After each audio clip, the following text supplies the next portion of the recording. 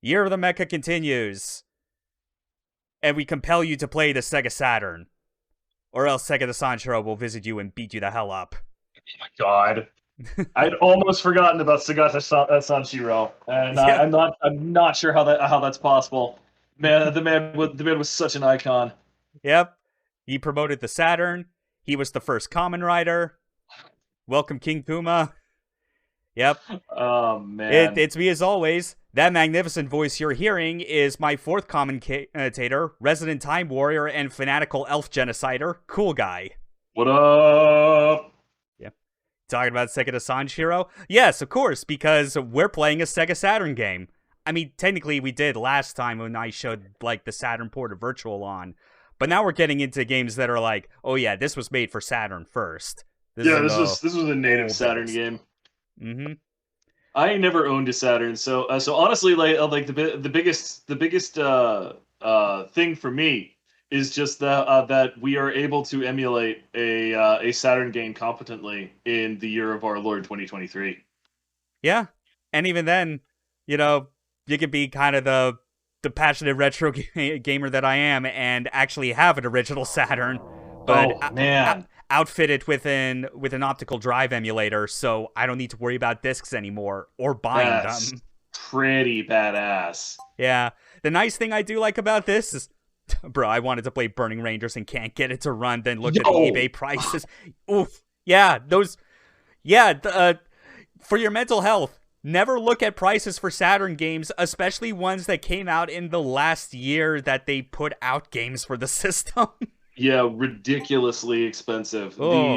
The I don't blame you on Burning Rangers though, because man, that game had such a freaking impact that I remember when I played Fantasy Star Online too. Yeah, like that was basically the event that everybody loved because like the action was great, the music was great, the payout was great. It was just a giant homage to Burning Rangers, and it was and it was just like, yeah, all right.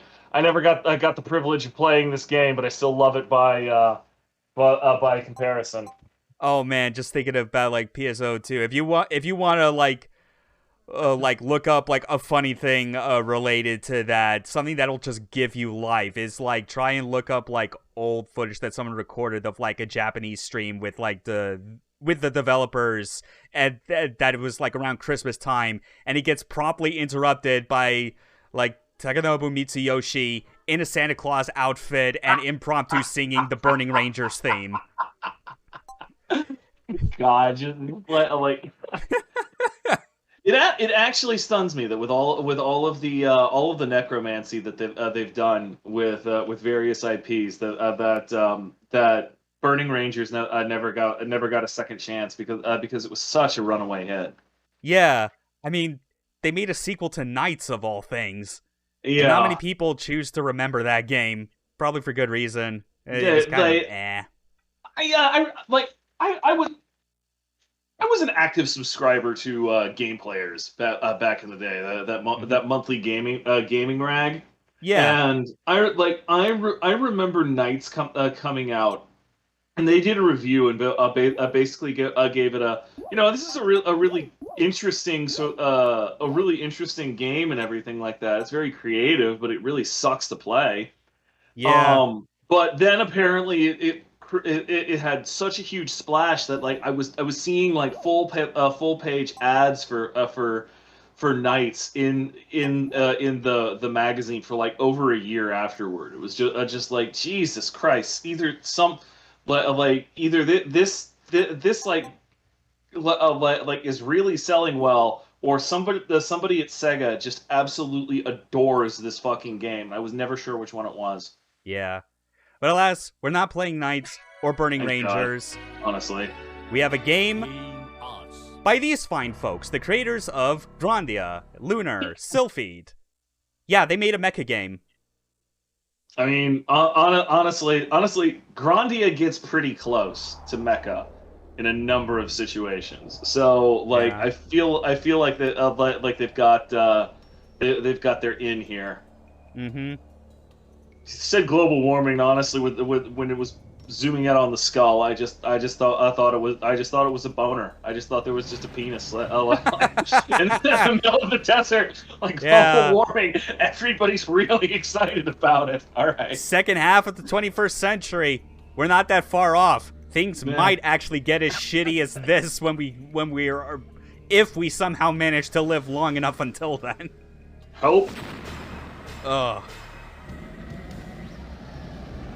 So yeah, and this should also go without saying as well, like, if you look at, like, the text and, like, kind of the backdrop that they're setting for this game. Yeah, no shit, the subtitle for this game is The Eurasian Conflict. Because this is all taking place across mainland Asia. And, like, kind of crossing into Europe. Eastern. 51 years from now, and there's still a tank, but like a side is still using a tank that basically looks identical to the Abrams. Yeah. Sure. You know, I like the Abrams is a good machine. I can buy it. And you know, I mean, like, you know, this equipment's expensive. Absolutely an Abrams. You cannot tell me that's not an Abrams. Yeah, I could totally see the similarities. But I was like, you know, if like these things cost money, not everyone might be able to afford their own super cool robot suit. I mean, like it depends on just how on the niche it fills and everything like that. Like they still can't kill the Warthog, the A-10. That's not for lack of trying.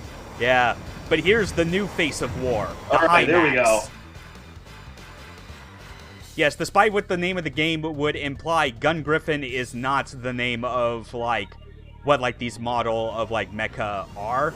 Like, they're actually referred to as Hi-Max, which I'm forgetting, like, what it all stands for. I'm pretty sure it's, like, a partial acronym, because Hi is a word, but Max is, like, I think it stands for maneuverability something or other. Because, you know, these are mobile, you know, mecha. They got rollers in their legs. Very heavy gear now. Very Armor Trooper Votoms inspired. Yeah. And you can definitely feel it once we get into the gameplay. Combine this well with maybe, like, I'm generally not a fan of doing this sort of thing where, like, in order to describe a game, I use some manner of overly reductive comparison statement, because I always feel that, like, misses more details than it adds to it. But I think you could get, like, someone on the outside, like, partially interested in this game by going, it's like MechWarrior, but faster. I mean, that is generally one of the what's the word I'm looking for? One of the primary complaints that people have with a lot of the old MechWarrior games. It's just like it feels like I'm driving a tank. Yes, that's supposed to be the point. Yeah, you are driving a tank, but but also, you know, like that doesn't invalidate their complaint. Yeah, tank with legs is, like, a very deliberate, like, design decision. It's not just a description that people, like, realized and came up with. Yeah. Yeah. But, like, just to give a heads up about, like, what it's like once we get in, this is what our controls look like. The D-pad's used entirely for aiming. We have buttons for accelerating forward and backwards. So you can kind of see, like, how that's the MechWarrior comparison, where you think of, like, the throttle and building up speed to move forward or backwards, and you're effectively steering. It's kind of an interesting way of attempting to do a twin stick as well. Like, you know, without twin sticks. Yeah, well, though, speaking of twin sticks, this game's sequel actually supports the virtual on twin sticks. Yeah, I mean, it's pretty obvious that's what they're going for from a glance at the who's the controls, who's it called? It's Kiev, Kharkov, Nova. Okay, well, yeah, we've definitely always been at war with Eurasia. Yeah, it's I mean, again, this whole thing was fucking envisioned in '95. Like, some things never change. Anytime somebody mentions Eurasia, I can't help but think of Orwell's 1984, and like just the extent of the battlefield here is pretty pretty amazing. Mm-hmm. And of course, they call it the Ukraine. Don't mention that. Don't say it that way to any Ukrainians, by the way. Yeah. They're Also not another happy thing. about that. Also another thing. Don't say do not write Kiev the other way, or like one of the, depending on who you want to piss off. Yeah. But yeah, this is how the game starts essentially. Like, we get our choice of 4 missions. Like, their difficulty between them is like not that like stark between them. Like, you kind of are given the freedom to approach them in any order if you want. Though they are, if you look at the rankings, you can tell they are like kind of arranged in a specific order. Like, this game, it's very weird. Like, it has enough elements behind the gameplay and mechanics that you could say it's kind of simulation inspired. What if you make it to a beat? Oh yeah, McDucky Swag and I have been like, I mean, like, it's not even related to this, but just we've been going so deep headfirst into Hi-Fi Rush after it launched on Wednesday, and just getting all in on rhythm game like character action. A mecha game with rhythm elements, that'd be something. Sure, why not? I could definitely see like a frickin' I'm losing words here. Vocaloid and Mecha crossover. I think the fans would love that crap. Yeah, well, I've already made the joke about how, like, one of the 3DS Super Robot Wars games had Fei-In from Virtual On that housed the AI of Hatsune Miku. Figures. Yeah. I knew I couldn't have been the first person to come up with that crap. Yeah. And even then, it wasn't actually the first time that Virtual On was in a Super Robot Wars. Like, that showed up in Alpha 3, and that was seen as, like, one of the biggest deals ever, and solidified that game as being, like, one of the more legendary in the series. So yeah, as kind of getting back to what I was talking about, it's like, there are things with the games, mechanics-wise, that you can look at and see, yeah, they tried to go to a degree of having something that's sort of simulation-y. You know, like, there are very clear rules you have to work around. They're very consistent. But the game structure with its stages, there are only 8 of them, and as you'll find when we beat them, like, it actually records your score, and you can input, like, arcade game style, like 3-letter initials to kind of mark, like, where you are on the leaderboard.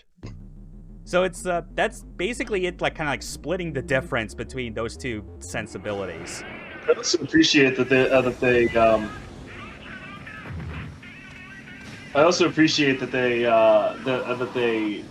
words hard. They give each operation a thing. Like, we went full XCOM with Dandelion Seed, Operation Dandelion Seed. Like, all right, I half expect us to get dropped off by Big Sky here. Yeah, and we did get an airdrop, so that's something. So, playing through Gungriffon, compared to other games like after this in the series, you're not really going to get a situation of, like, where you get a lot of customization in terms of, like, weapons or loadout. This is absolutely like a mecha game where, because it was the first, I think they consciously decided to design it around, like, 4 distinct weapons that kind of have, like, their own uses. You know, you got your primary gun, like, as a single-shot linear cannon, a machine gun, which is the only weapon you have that technically has infinite ammo, I think is the idea. It's just, when you run out, it goes through, like, a lengthy reload process. The other two, like, if you actually using that, you might as well just turn it on yourself, because you're already dead. Yeah, like, machine gun is best for, like, what I'm doing here, where you're essentially clearing out, like, the smaller units, you know, like tanks and other cars and whatnot. But, you know, then you have these rockets, which, yeah, like, rocket these are awesome, but very, like, it ties into, like, another, like, movement mechanic this game has, in which you can jump up and fly. And as you saw, kind of how I demonstrated it, those rockets, because they kind of, like, they basically carpet bomb everything that's in front of them, it naturally makes sense to use them when you are up in the air. So you have, like, you're essentially doing bombing runs. Yeah. And the final weapon which I think a bit later in the mission there will be like more practical places to use it, but it's it's a homing missile. Actually, I'll just use it right now. It's the sort of thing where, like, if the rockets are good to use when airborne and bombing enemies below, the lock-on missiles are good to use on, like, helicopters that are flying around and just being annoying, buzzing pests. And that's your weapons. I feel like every mecha game needs one of those buzzing pest enemies. I remember I was talking to you about Earth Siege.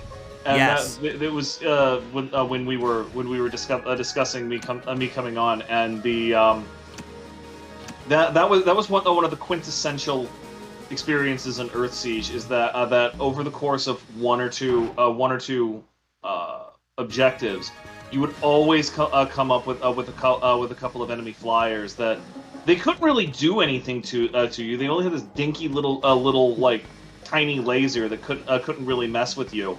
Yeah. But like, boy, if they weren't noisy and annoying, like they would just continue to needle at you like a little sibling that's like, I'm not touching you for an entire freaking I'm not level. over the line. Now I am. Now I'm not. Yeah, and none of your weapons locked on properly to really swat the little bastard. So every time I see a game where which does give you a lock on and does let you just fire and forget like this, I still get like secondhand catharsis. Yeah. It's just like, yep, cool, great. I'm still reliving that terrible experience 30 years ago. Yeah. Also, you could torso twist. There's your other Mech Warrior comparison. Bada boom. You know, and that's done by just simply holding the the left shoulder button. Right shoulder button is for firing. So basically, like, if you know like where the enemies obviously are, you can set up like decent strafing runs around around high priority targets. Keep going forward at high speed while still aiming off to your left or right. Yeah, and that's the game flow. My next mission. Yeah. It's one of my favorite meme phrases from this era of games. Mm-hmm. Damage penalties. I'm honestly surprised you got any. I didn't even see you get hit. Yeah.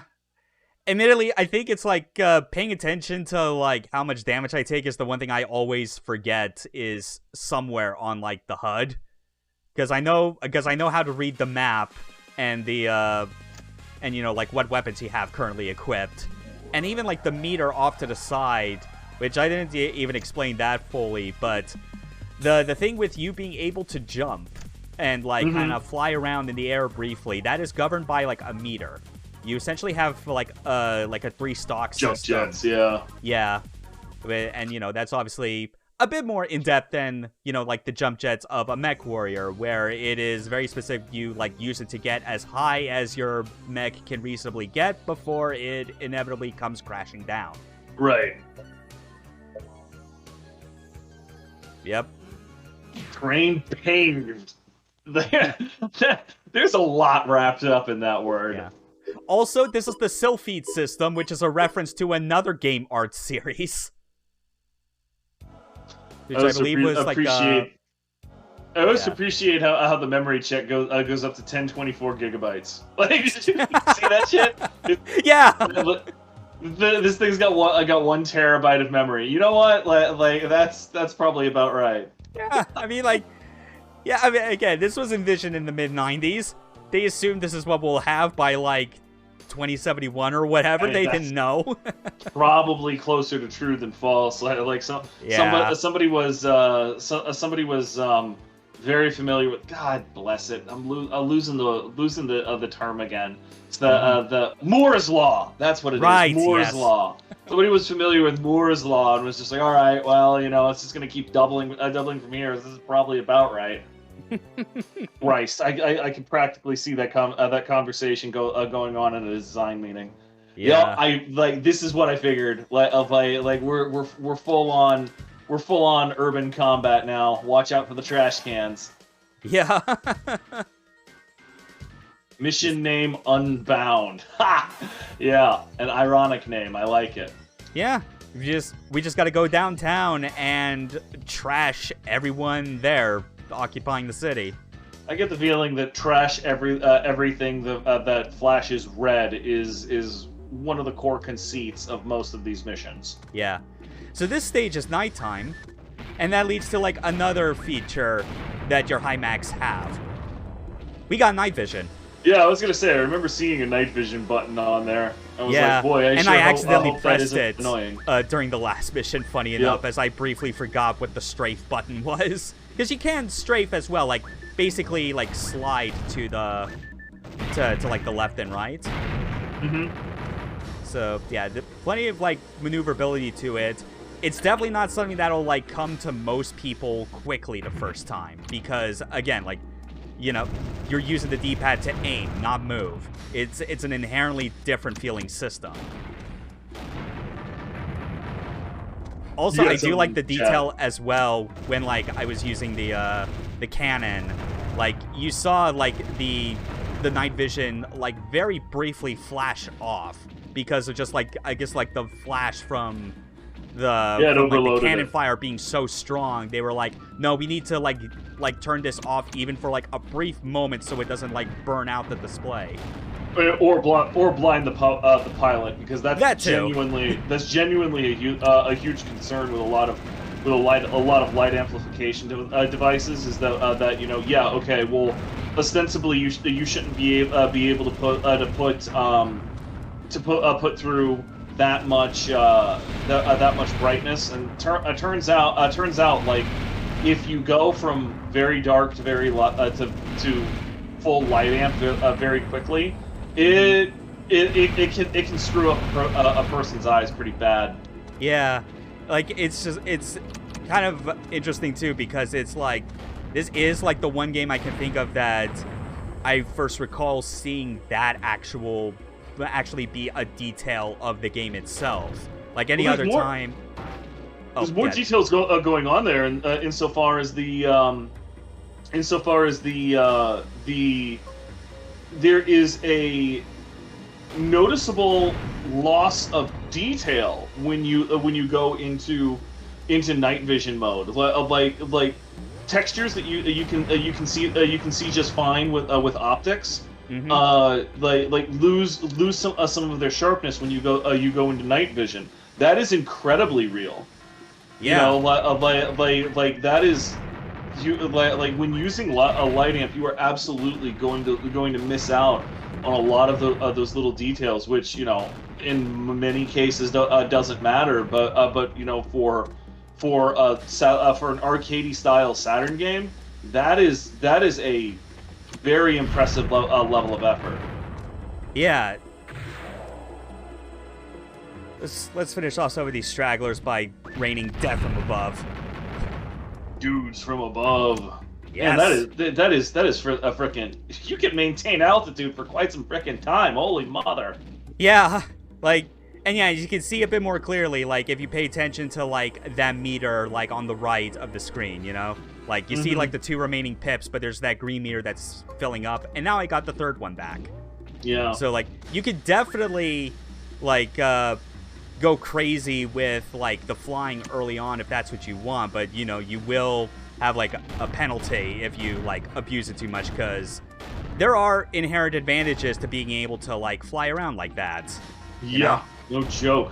Because it's the sort of thing where, hold on. I'm trying to get a good shot of him while also... I was gonna say, that dude's swallowing quite a number of shells. Yeah, it surprised me. I wasn't sure if that was, like, because it was that beefy, or if it was, like, some weird collision issue because of, like, him partially just peeking out of, like, the corner of that building. You looked like you were hitting him. It looked like you were tagging him pretty good. Mm-hmm. Yeah, but the thing as well that's important to know is, like, with like, the differences that exist between, Okay, that was weird. Something stopped me from, like, being able to kind of move there for a moment. Because, like, that's the thing. There are obstacles, like, there are environmental hazards that can, like, kind of get in the way of you being able to move efficiently. Which, you know, if you're airborne, that solves that problem. So, but for game purposes, it has to be treated as a resource. There's the thing where it's like, if you go through like thick tree covers, that'll actually prevent you from moving at your high max top speed. Yeah. It also affects like your radar, and in a way where I think it's supposed to be like twofold. Like it helps like give you cover from enemies that could see you, but by extension, you have a harder time being able to locate enemies on radar as well. So the topology and like stuff in the environment definitely impacts things. Oh, got it. Good night. Fuck you, Chopper. Jackass. Eat shit. Oh wait, no, that one I don't need. I gotta remember, like choppers like that that are on the ground, I should not hit, basically, because they are meant to be like supply choppers. Obstacle. Yep. Oh yeah, that's right. And right as I was talking about it, I also hold on. Go to hells. Go directly to hells.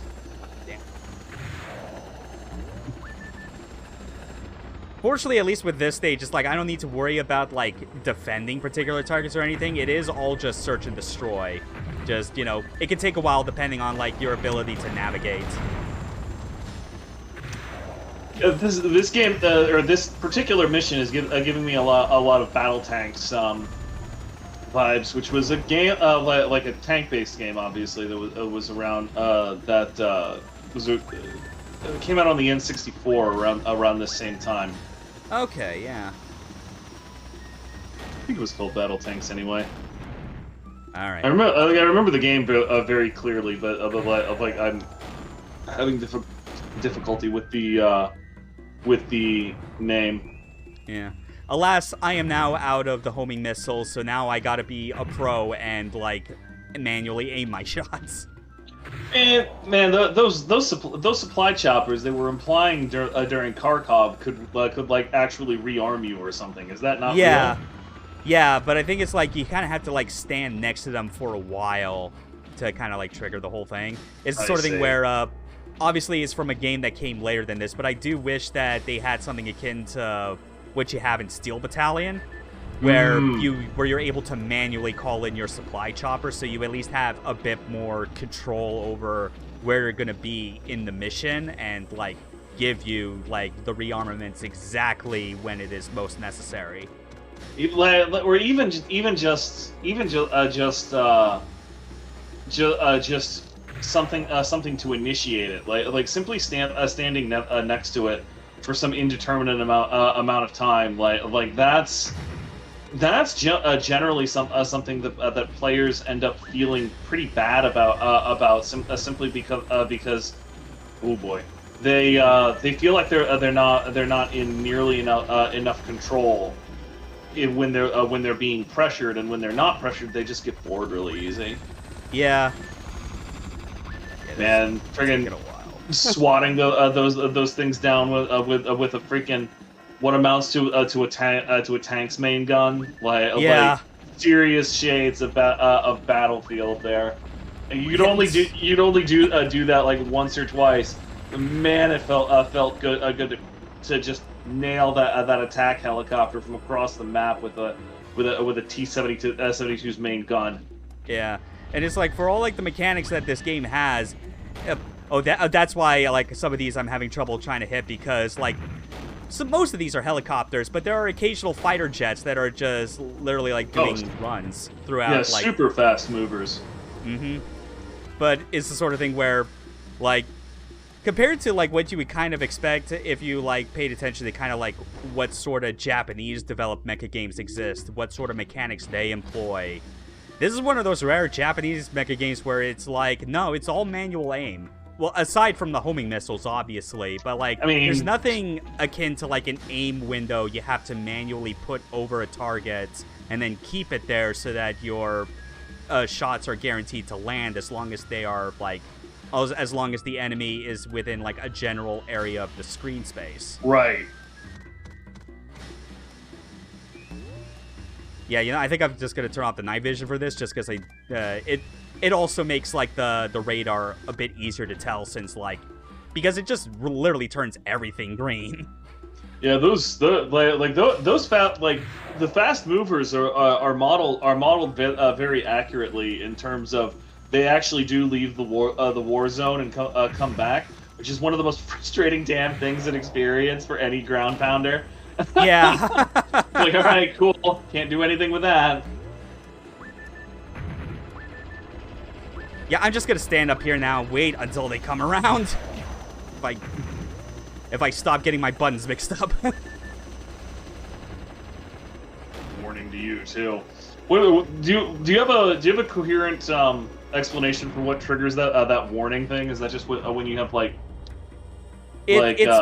it's when they have like line of sight of you and like their attacks are guaranteed to hit. It's like it'd be like a lock-on warning in any other game if like where the aiming is like lock-on based primarily. Okay, cool. So like Siphon Filter did something similar with its danger meter, where when somebody started targeting you, like their little your little danger meter would fill, and when it filled up, that's when the enemy's fire would start hitting you, or like the later X-Wing and TIE Fighter games would literally just have something pop up on your HUD when an enemy AI had like painted you with a laser reticle or something. Yeah. So where the? Oh. Was that it? Oh. Has he been faced? There you go. There we go. Mission complete. Finally.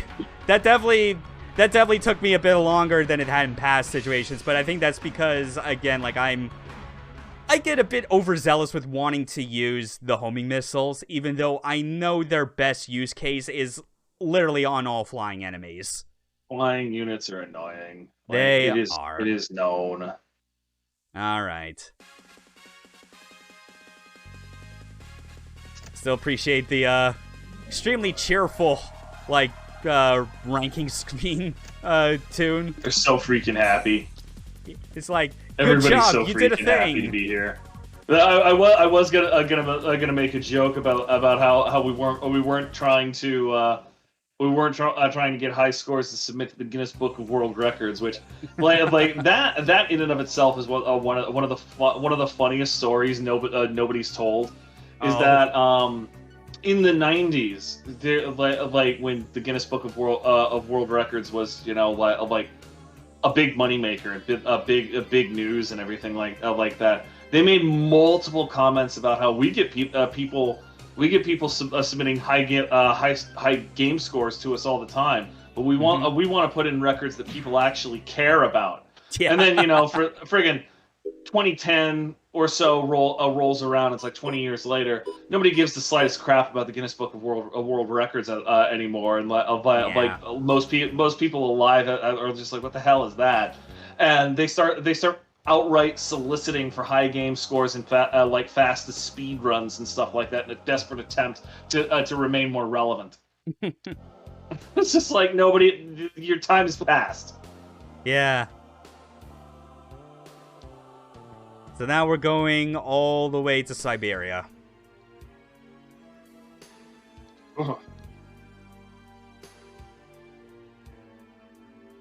Sending aid from Kiev to Russia. The U.S. sent the 45th Armored Division from Kiev to aid Russia. Okay. Yeah. I get the feeling that we're safe from the specifics, at least, of this particular hell dystopia. Yeah. Reading that sentence just totally took me out of it. Operation Fox Hunt. Oh, yeah. That's a good mission. Charge through the defenses and destroy the train. Weather fog. Yeah. Yeah, we got snow, wind speed, and all that, which admittedly it's like, I don't think wind speed itself has like a noticeable effect on like your movement or whatever. I think that just kind of factors into more like just general, just general like world details. It's stuff where it's more like terrain and visibility, like time of day is obviously what matters most. Yeah, I'm gonna go out on a limb and say wind speed's probably just flavor. Yeah, but like obviously, but like they do say as well, radar readings and maneuverability are inhibited in the dense forest, which just describe that. Yep. 3 high-powered artillery units at the southern end. Oh yeah, that's right. Yeah, like we got also demonstrates like the reason it's L and R to kind of scroll through the mission text is because the D-pads were scrolling the map, so you can get a kind of good view of what your battle zone is going to be looking like. All the way down at the southern end. And let's go.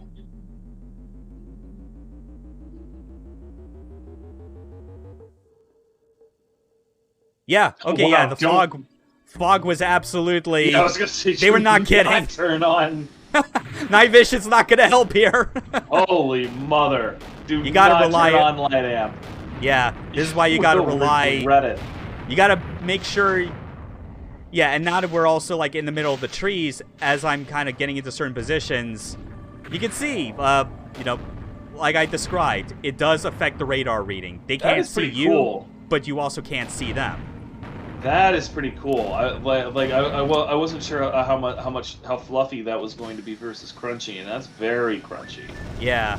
Fortunately, it's like, as long as you actually get visual line of sight, the game is generous enough to, like, not hide the red/yellow boxes that indicate that those are where the enemies are. Mm-hmm. So, like, that helps. It's the sort of thing where you're not totally blind.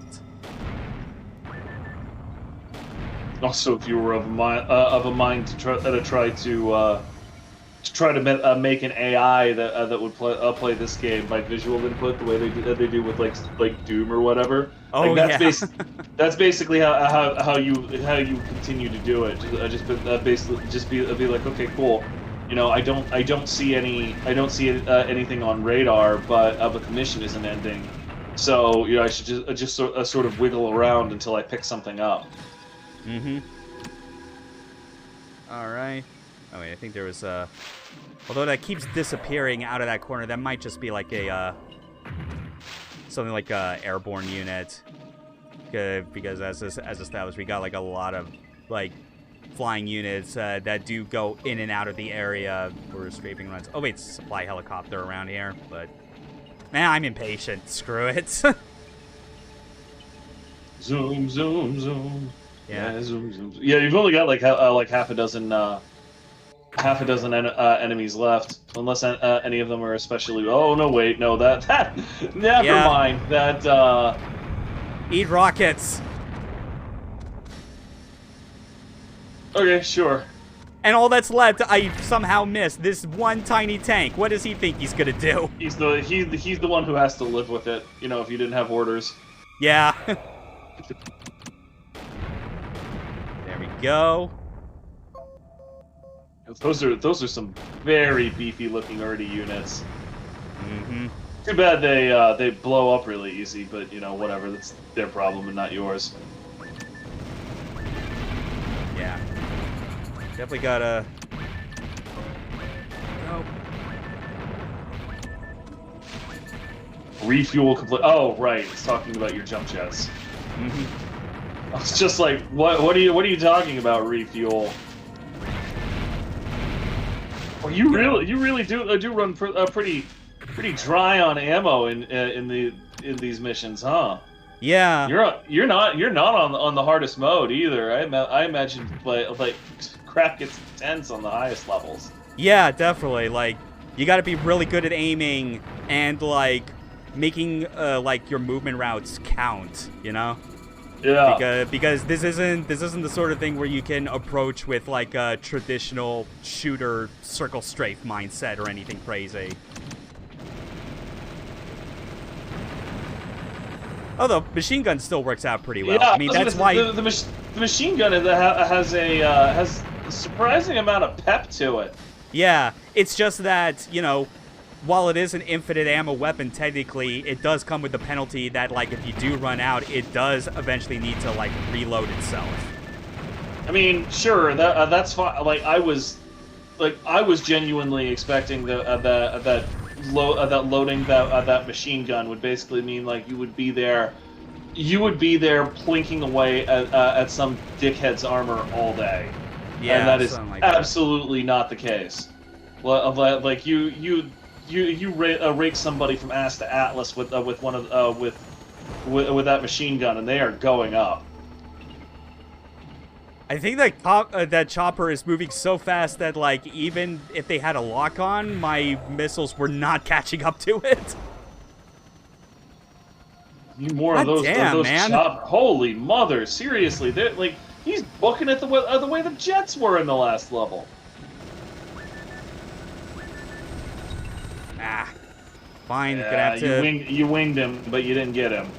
Yeah, one of these days. Yeah, it's. Come on, prick. You gotta. Yeah, this is all manual aim. That even goes for you gotta lead your targets. And on friggin' console D-pad too. Yeah. I'm glad you're the one at the controls, not me. I would just be getting frustrated. Yeah, I mean, yeah, I'm adaptable like that. Did it crash? I think it did. It comes into range. There's enough smoke for about 8 hot boxes. All right, sure. Yeah, I'll take that as my sign that I did win somehow. Although, oh wait, no, target inbound, right? There's at least 1, 2, 3 over there. Okay, fine. Oh Jesus, there's a lot more. Oh wait, yeah, supply chopper. That's right, because it's definitely flashing. time to have a chat with the Chinook.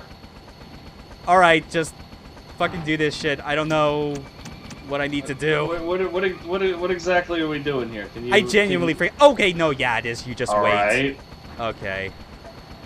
Yeah, that is a really awful experience, but at least it works. Yeah, this is generally like the kind of part of it that I'm not a fan of because of how like it is just not very clear if it's working or not the instant you get there. Again, like a later game. Oh no, fuck! Shit. Targets got out of range. Oh. I guess they're passing through. I wasted all my ammo and like tried to. Okay. So that got interesting. I didn't realize they were telling you that. All right. Your tactics were not bad, but we expect you to do better in the future. So let's try that again. Interesting. yeah. I'm gonna have to rely more heavily on the machine gun early on, so you can more aggressively prosecute some of the columns as they come through. Yeah, because because as far as damage goes, you know, this being on easy, it's definitely not you know, like causing me to actually explode or anything. Although this might, I don't know if I stay too close. I'm just marveling at the designs on those things. I half expect them to start singing about how they are a dwarf and they're digging a hole.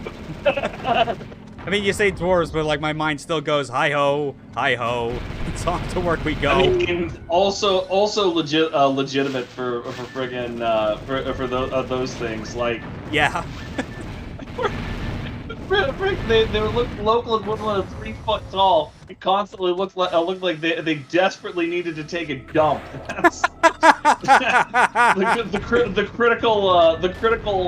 critical portions of dwarves there. Yeah. That's just a spider with extra steps. Yeah. All right. Oh yeah, one extra detail that you probably could have gleaned when I used like the strafe button. Like when you hold that, it's not just for strafing left and right. It does make it so that your D-pad allows you to strafe, walk forward, and walk backwards. Oh ho! Basically a way to you know, switch between what's more important, manual aim or manual movement.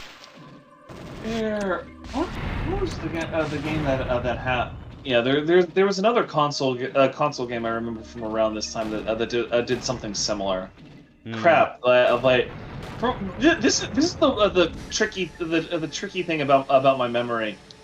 I have like an encyclopedic knowledge of stuff during the 16-bit era, and then I also have a lot of really specific knowledge, but like the Dreamcast GameCube era. but a lot of stuff during the PS1, Sega Saturn, and N64 era, I'm just like it's a lot of it's a gray blur because I owned an N64 during that time, which was great and all. It's just that the N64 had all of like 3 games that were truly worth playing. Yeah, Mischief Makers, Bongayo, and Sin and Punishment. I had for me it was like Ogre Battle 64,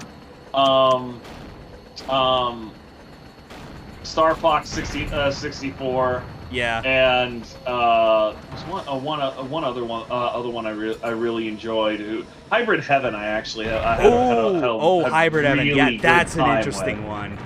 Yeah, it was creative. What a fantastic combat system in a not so remarkable otherwise game. Like you could literally plop it into anything else. King Kuma was literally in the middle of reprimanding me for not repping Hybrid Heaven right as I said it. But nice. It was a really creative game, very interesting twist, and I really do wish that somebody else had picked up on it and tried to expand on a lot of the lessons that it had. Oh yeah, because it's funny, back when I briefly thought about from my website that I wanted to have something basically kind of like my own blog where I would talk about retro games, but not in a general review sense, but something more akin to I focus on a particular subject related to that game and expound upon it. And with Hybrid Heaven, I wrote about its combat system and basically kind of, it was talking about not just its praises, but also what was a clear flaw with it that I think may not have been as apparent, and that is the fact that that game is so focused on positioning that positioning and lining up animations for attacks to land, that the most jarring part about that game is its defense options, because it's all based on dice rolls. Yep. It. I feel like it was a very good attempt to try to crack at the melee combat problem that even today in 2023 people are trying to take another crack at it, but nobody seems interested in trying to show to figure out the lessons and so forth from Hybrid Heaven.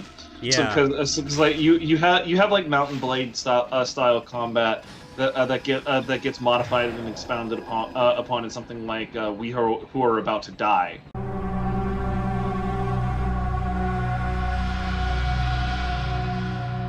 Or Dead, then, right? I presume that's the Guitar Warriors. You Are Dead. No, it's the Resident Evil 4 You Are Dead. Oh man. Okay, so yeah, that was a fuck up. Fuck you, OBS.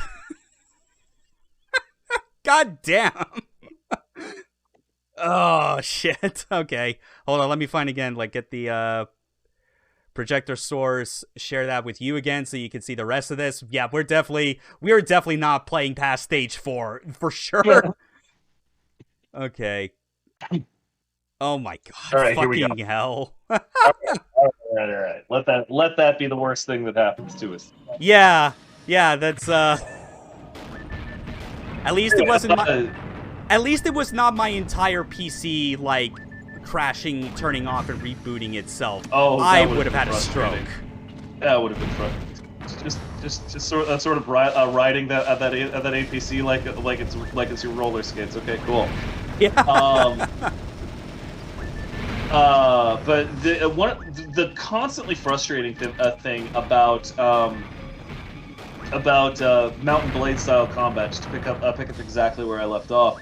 Yeah, it is always that people have a lot of trouble, feeling where they're supposed to be, which makes sense because you're attempting to to feel where you are in space with tools that are just completely not up to the task. A mouse and keyboard gamepad. None of that is up to the task of giving you full kinesthetic control like that. Yeah. And people keep trying, and I don't think they can solve it.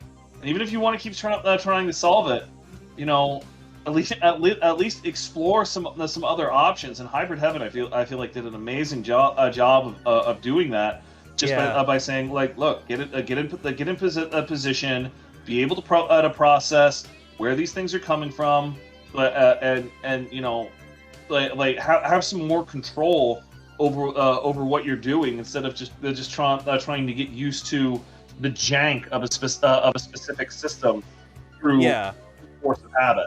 Yeah, which admittedly like is in Hybrid Heaven's case, when I talk about how like its main fatal flaw is its defensive mechanics being dice rolls as opposed to being something tangible and based on actual positioning like the offense, because it's the sort of thing where like I noted similarities to like, you know, you could like approach it the same way you could like making decisions in a fighting game.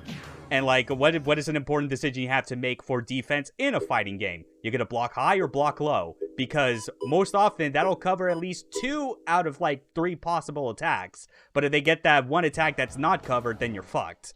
You know, that's a more understandable decision you have to make, rather than just a catch-all, well, I'll press defend and hope that does something. I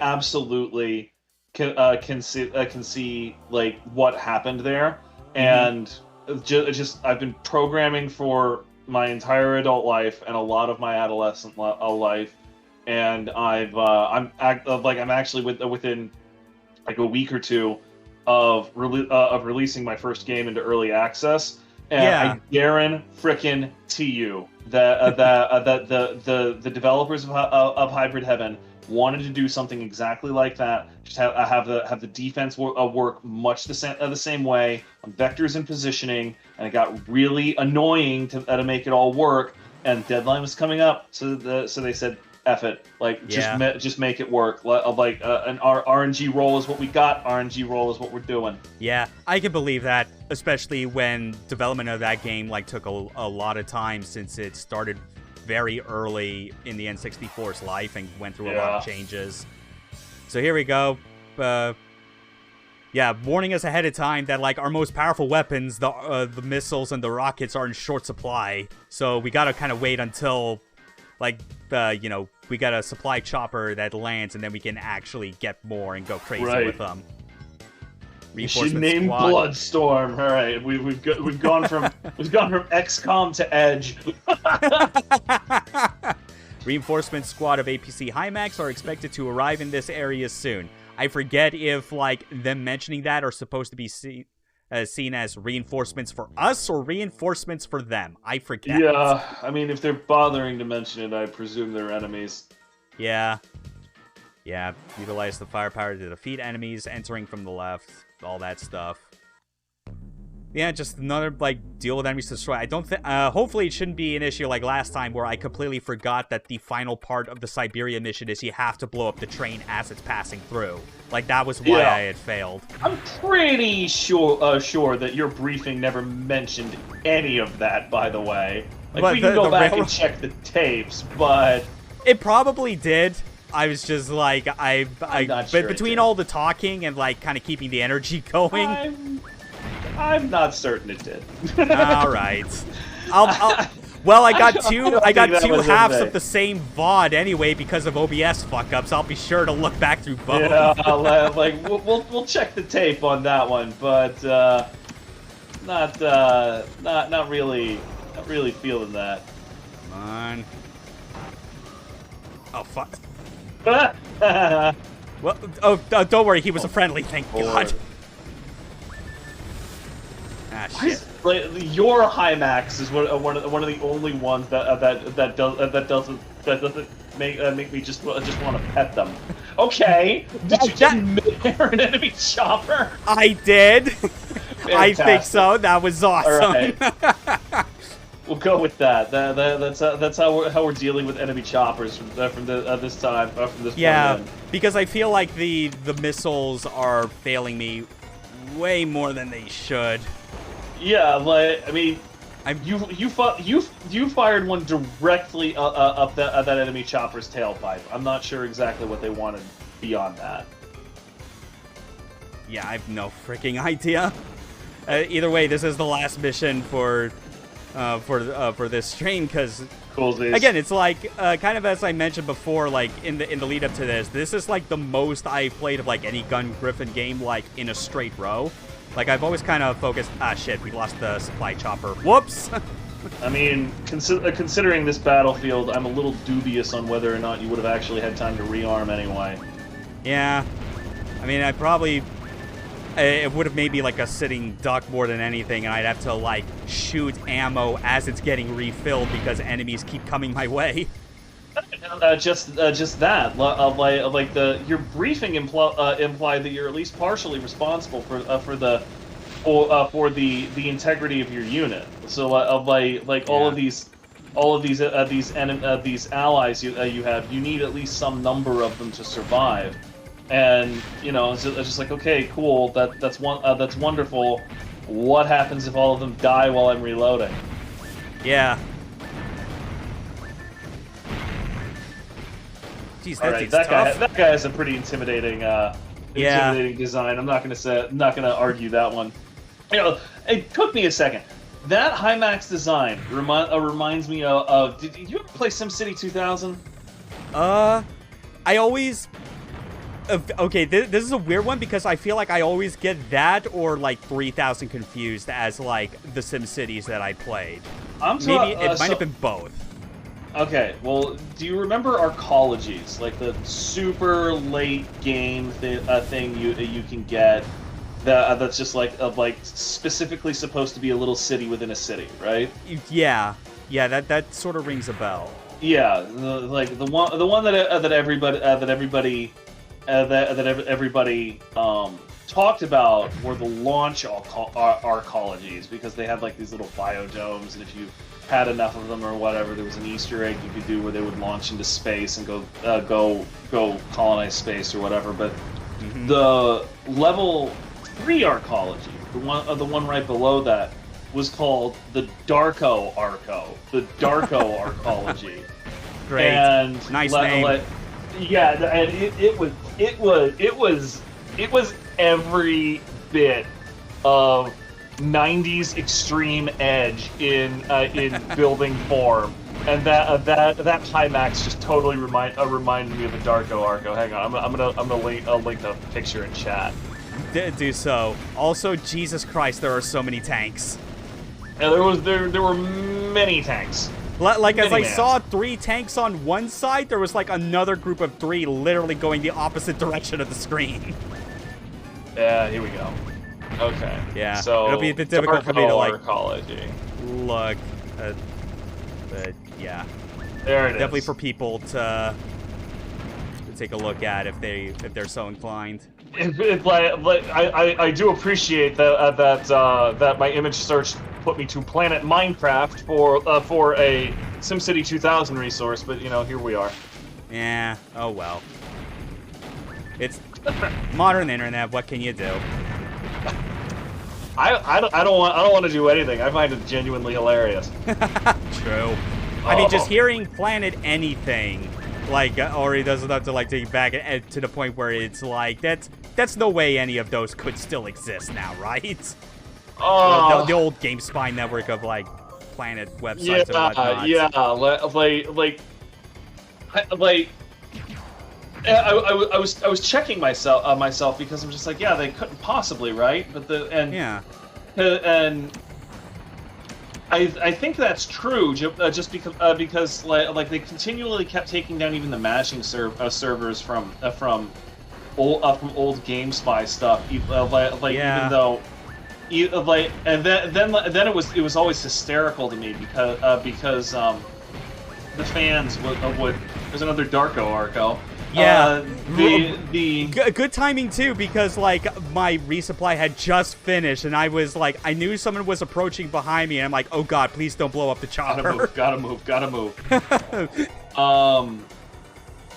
Well, but it was always hilarious to me just because the frickin' the freaking fandom would put up some random pirate server in a couple of days, even for like really old and super abandoned games like Neverwinter Nights 2.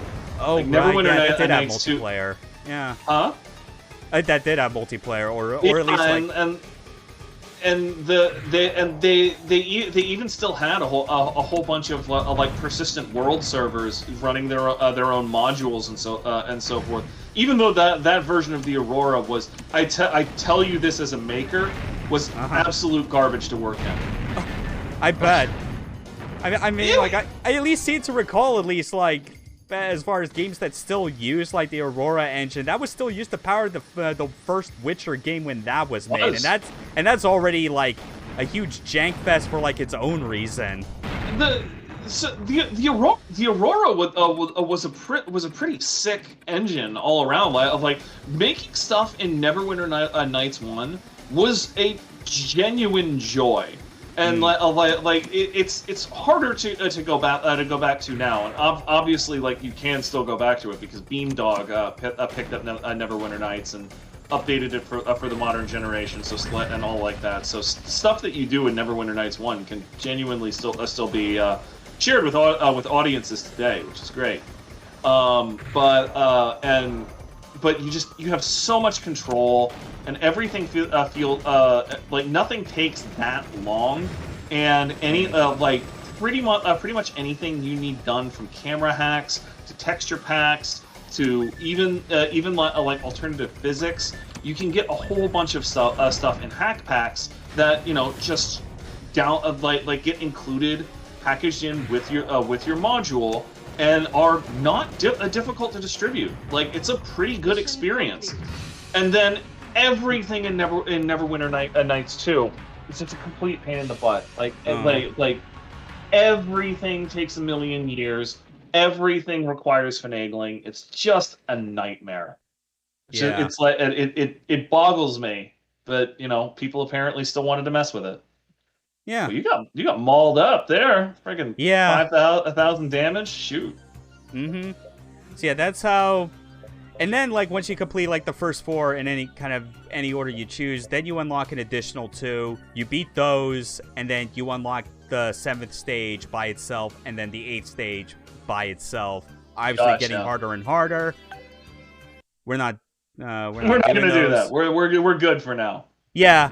Yeah, but I mean, like, I guess like one thing to kind of like show as well that's still a thing, because like I kind of glossed over this, but like if you were picking this game up for the first time and wondering where the hell to start, it does have like an exercise mode. It's very basic because it's only like 2 courses to kind of go through. Basically with this one, with beginner, it's more about the basics, and it kind of limits you to like half your weapons, like the main cannon and the machine gun. Whereas experts like, okay, you have all your weapons. We tell you a bit more about the other things you can do, like the jump jets. No night vision though, because I mean, I guess they realized they were limited to 2. Not helpful in either one of those scenarios.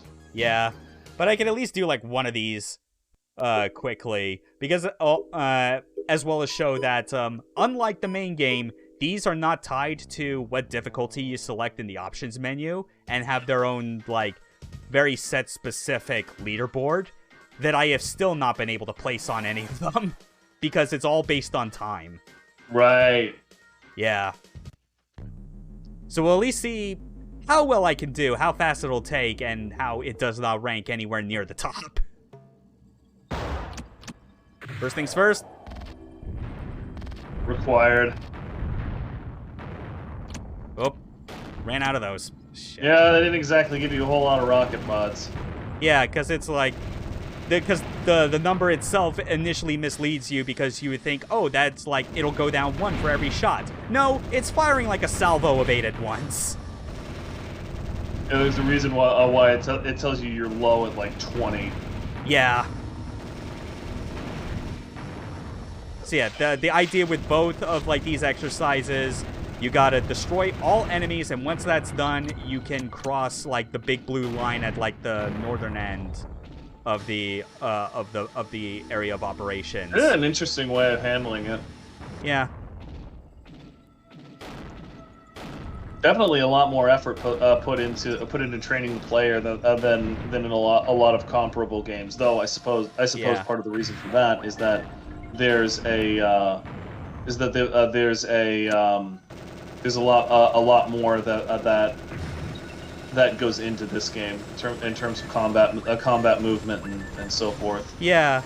And it's still also important to note that it's like, with what we showed on stream, we basically got through 50% of what the entire game has to offer. Like, this was a lot of the development time, you can tell, was absolutely spent on making sure that, like, the gameplay side of things was exactly what it needed to be. Yeah, I get a very I get it like I get an almost Dark Messiah Might and Magic feel from that in the sense that it was very obvious playing Dark Messiah that Arcane wanted to make a much more expansive game with it, which stood to reason because a lot of the DNA of Dark Messiah ended up going into their other later games like Dishonored, which are way more expansive. Yeah. It's a target And back here. yeah, you're missing one clear across the arena. That's going to be annoying. Yeah. But like it was really clear that they spent just an absolutely absurd amount of time putting effort into making sure that the fundamentals of the game worked. They almost just ran out of time making a campaign to play it in.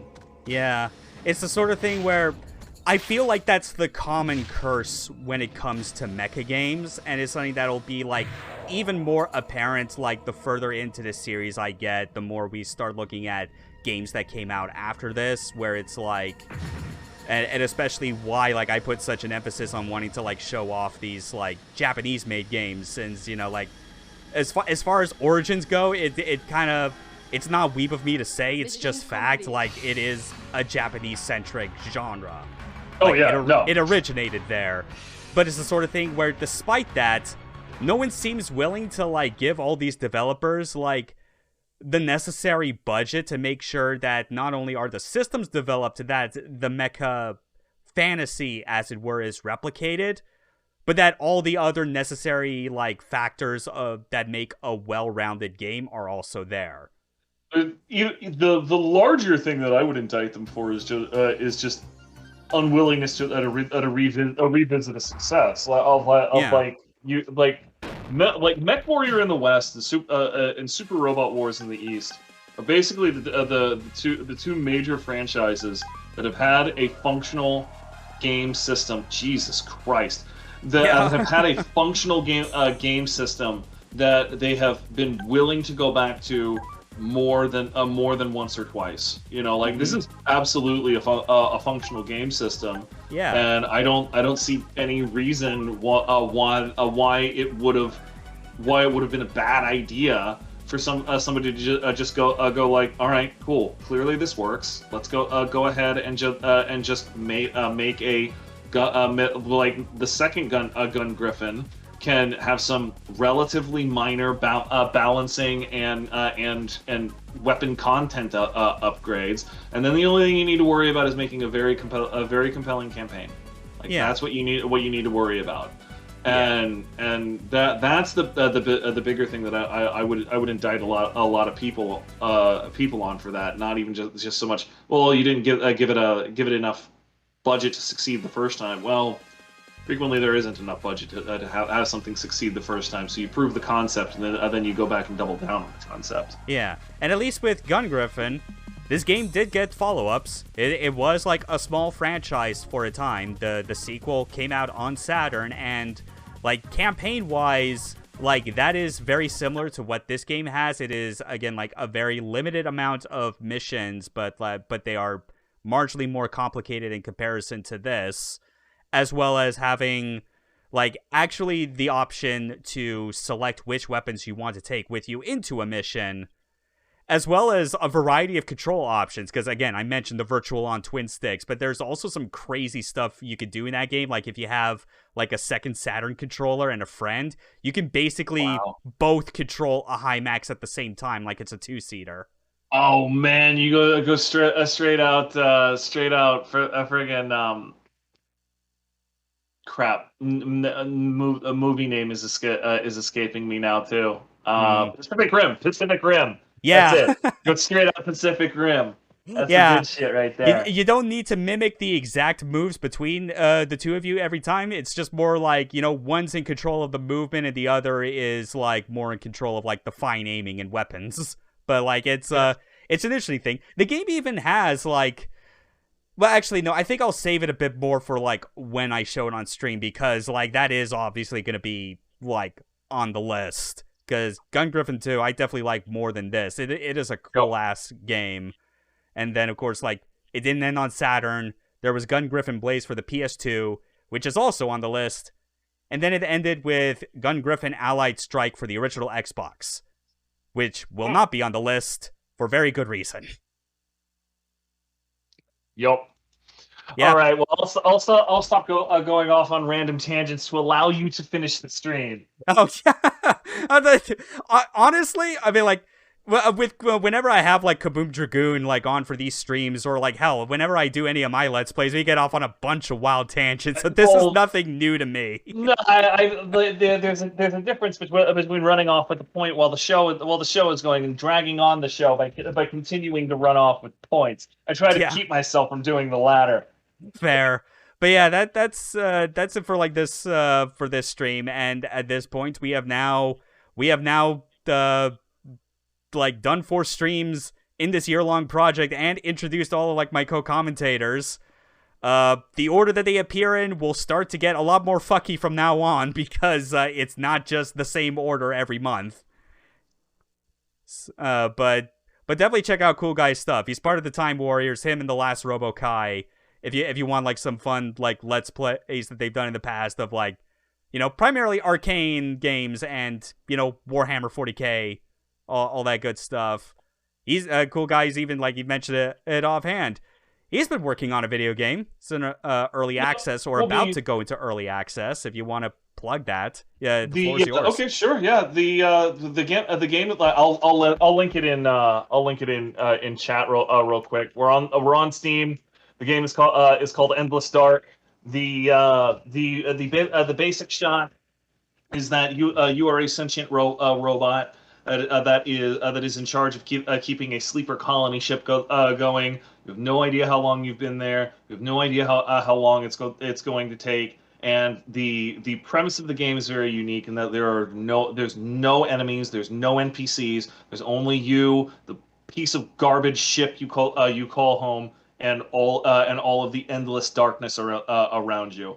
Like in practice, it's a resource management game with a lot of writing in there. We've written over 50,000 words just for this original release, and all of the writing basically centers around existential horror, not psychological horror necessarily, but existential horror. It is specifically the song of every cubicle rat, every construction worker that's told to shut up and do their jobs, and every retail slave out there. But like, I'm really excited about it. I hope everybody will give us a shot when we hit early access here in a couple of weeks. Yeah, just you describing the horror as existential is definitely like enough of a cool hook for me, because we've had plenty of other horror games that use like the other typical adjectives for describing it. It's like the body horror, psychological horror, cosmic horror, which I still wish we could still have like more real good like cosmic horror themed games like more frequently, because man, I'll always fucking love Eternal Darkness just for that. Oh yeah, no, like all of those things are great, but when the existential dread has like a very strong appeal at the same time. when me and my buddy decided we were going to start on this, we decided very specifically, and we were going to to focus in on daily drudgery and what that and isolation and loneliness and what that does to people Yeah. and what that does to robots. So, and Hmm. we're gonna have both a narrative mode where you're gonna go through different very specific and set up narrative arcs where it goes through an entire story, and you have it. Then there will be a 10th arc at the end where you decide what to do with all of the information that you've gotten, and you take control of the ending. And we're also going to have an endless mode, which is what I've been busting my tail on the last week or so, where your only objective is to survive as long as you can in the endless blackness. And there will be an entirely different set of crisis arcs that are unique to the endless mode. Their entire point is to challenge you to respond to them properly, because if you fail to do so, it will do irreparable damage that will bring you that much closer to having your run end. So like it even the endless mode is a real purpose and design behind it. So I'm really excited about it. I think a lot of people are going to be up on it. Go ahead and wishlist this Yeah. on Steam, and just hang out with us on that one, because I think that one's gonna be an amazing story. We've even got it, I've even accepted submissions from random people in my Discord. They're just like, I love what you're talking about. There's this thing that left a really big impression on me in my life that seems to fit. I'm like, write it up, write it up. Here's rules of the Nice. road. Here's a form you can use. You write it up. I like it. It's something I can work with. I will sign a contract with you. I will pay you. I will put you in the credits. Like I'm really serious about being a great game that people can interact with, a real cultural experience with. So, I'm super excited. Everybody will at least give us a shot. But I'll shut up. I I've talked plenty. Yeah, I could definitely think of like at least one like streamer I'm familiar with that like I'm sure she could probably like get something out of. I could definitely, it would probably be a nice change of pace as far as games I try and like push and recommend to her. As that's like different from like the usual weird arcade nonsense that I'm always going on about, like Spike Out. You should introduce her. You should introduce us. I'll get her a key. Oh yeah, like I'll definitely well. Yeah, I'll at least see. I'll bring it up to hers because it definitely sounds like, as far as like kind of like the horror and even just like the ways that the scenarios in the game can lead to things going horribly wrong if you don't handle it well, sounds like something that would be up her alley. Absolutely. If she's interested in streaming it, I will get a key from Steam, and I will give it to her. And like, Cool. game over. I will Yeah. absolutely do that. Mm-hmm. Totally. But yeah. Thanks for the plug. Like because I'd heard the news about it earlier in this week, and I knew like you were coming for like this stream, and I'm like, yeah, this could be like a good synergy. Obviously, we got people from your Yeah. Discord that have been like tuning in to like watch me every time like I show off these games, but I know I also got like people that come in from elsewhere to see it at the same time. So that's it for Yup. Gungriffon. Next week's game, another Saturn title. Well, titles, I should say, because of the way it was distributed. The first of the Gundam games on this stream series, and also by extension, I'm gonna call the first good Gundam game. It is Mobile Suit Gundam Side Story: The Blue Destiny. Both episodes 1, 2, and 3, because Bandai decided to like distribute them as 3 separate games that were like obviously like sold at a cheaper price, but they were like 5 missions per disc or something like that. Regardless, they're all short enough that I feel, at least for that game, I'll be confident enough to like demonstrate the whole thing like on stream, because it does not exceed more than I think like 2 hours, maybe an hour and a half. But it's an interesting one. There's like, I'm not the biggest Gundam head in the world, but I know there are plenty out there, and I'm sure like the side story games would be like an interesting thing for people to like dig into if most of their familiarity has always been focused around, you know, the original anime and like the kind of adjacent series in that regard. Yep. I'll be tuning in. I'll tell you that right now. Yeah, that'll be I think if I do remember correctly, like I think they're in the chat right now, or they at least like piped up earlier. Millennium Cyborg, who's another one of the co-commentators, they're gonna be on it, and like they're the one that's like their availability makes it that it will be on Wednesdays. So that's actually gonna be a few days from now. So you can look forward to that. I will be. Yeah. Yeah, I'm so excited for that, especially because it's also one of those Japan-only games where there's no English, but I fortunately have a resource that I can pull up that explains the entire story synopsis, so I can act like I know what is happening on screen. Doesn't matter. Like it only matters on the practice side there. So yeah. you know what? If you hadn't admitted it, nobody would have known. Nobody would have known. I figured I would admit it because for a lot of the other Japan-only games, I'm not going to have that luxury. All right. Thanks for being on this. Thanks, everyone, for tuning in. See you on Wednesday for the Blue Destiny. And then, you know, just whatever long period of time between then and the next Mecha stream, because I got other games to get on my docket for like the main programming. All right. Take care, everyone. Have a good day, night, wherever you are in the world. Game over.